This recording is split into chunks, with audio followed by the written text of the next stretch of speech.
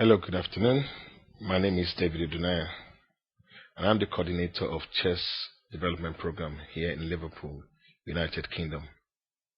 And this afternoon, we'll be looking at basic chess endgames, looking at some common endgame positions that you'll come across as a chess player, either as a grandmaster or a beginner or average or club player. You're going to find yourself in this situation. Although I would say that for grandmasters, because of their deep knowledge of chess endgame, probably would have either taken a draw or just given up. But as a average or intermediate chess player, you find yourself in this position.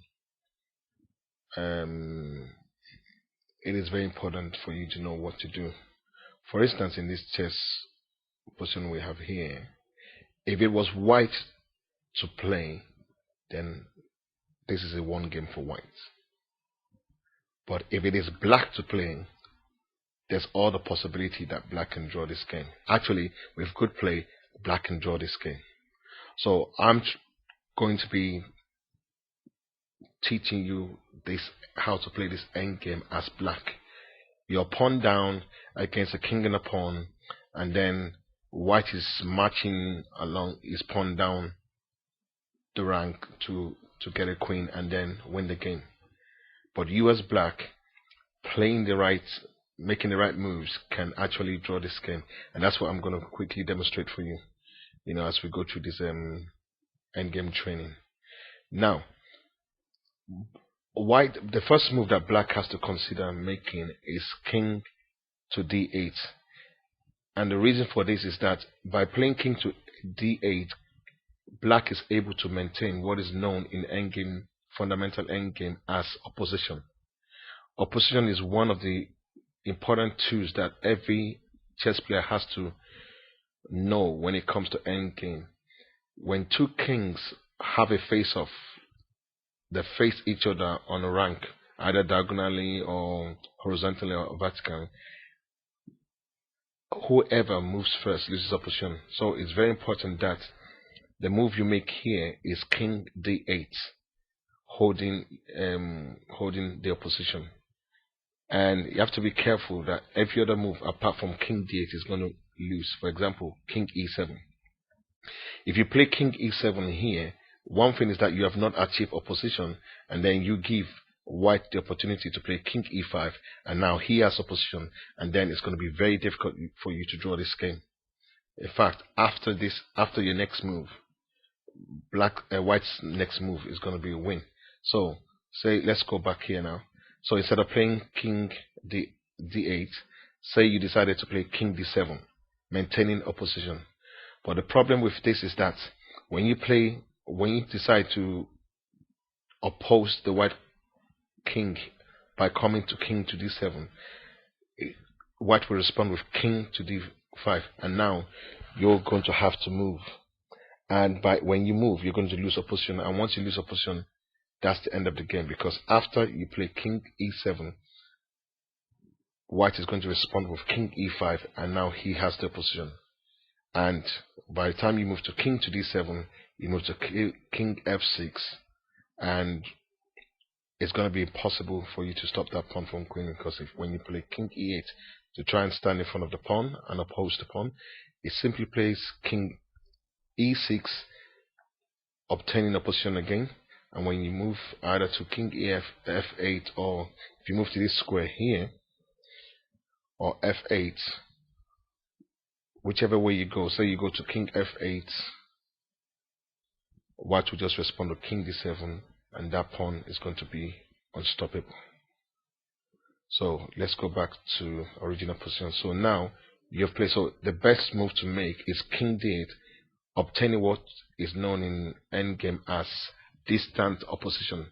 Always make sure that when you're maintaining a distant opposition, that you have the number of squares between you and the opposing king should be odd number.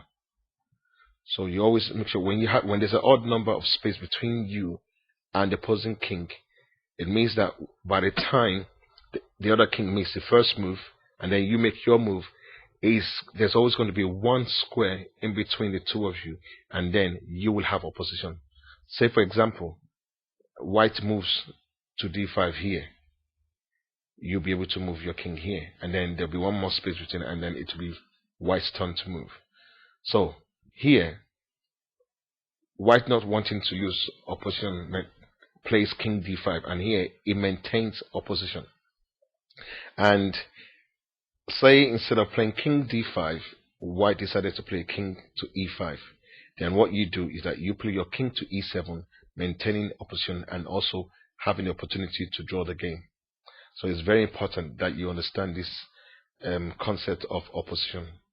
Now, so back to king d5 here. So based on what we just said now, the correct move for you as black is to maintain opposition by playing king to d7.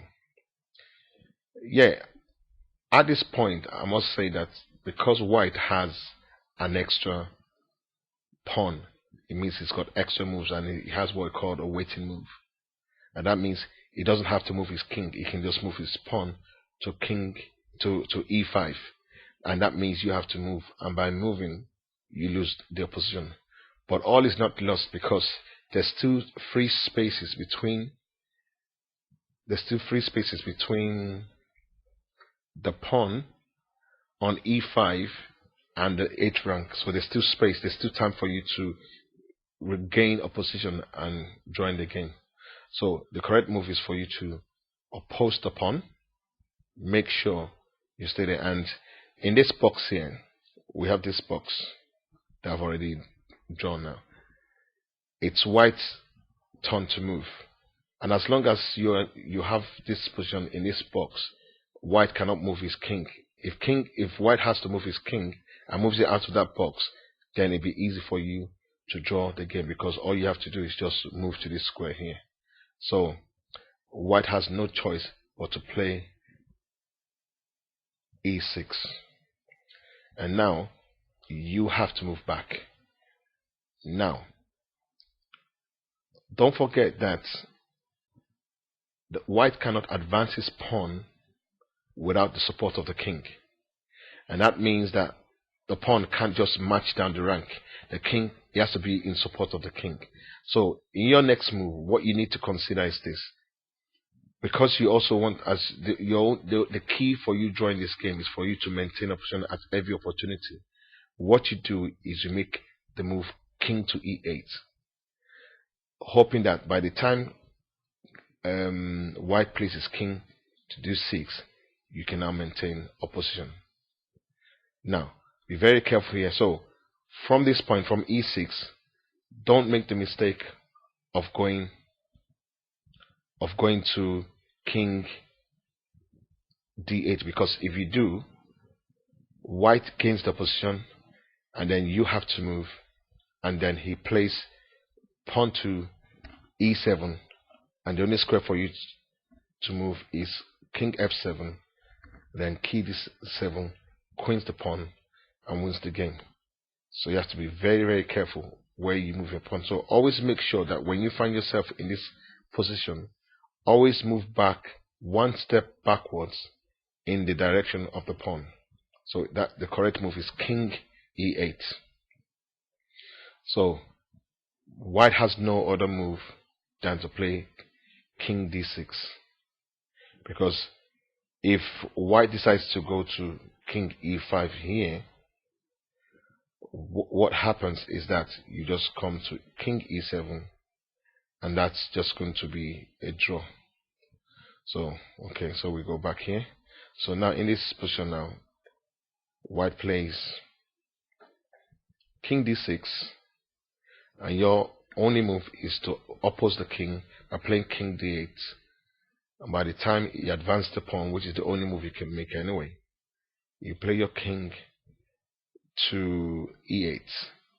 And in this position, if the king moves away from the pawn, he will lose that pawn. And the only way from this point that the white king can protect the pawn is to move to king e8. And at this point in time, black has no more squares to move, and this is a stalemate, and then the game is drawn. So you have to understand very carefully that when you find yourself in this position like this, always remember opposition, opposing to the king, and always remember the right square. This square will be opposition. This place square also be opposition. But remember, the correct opposition square to obtain is the one that has odd number of squares in between you and the opposing king, whose move is next to make. I hope you've learned a little bit. Have you learned some things in this end game that we've been through? It's a common king and pawn ending that you're going to find yourself in most games you play. And even if you don't get to this position while in the middle game or towards the end game, you can already predict that if you find yourself in this position, what the game is going to end up, depending on who is to move. I hope you've enjoyed this video. I hope to do more recordings for you. So, bye. Have a nice time.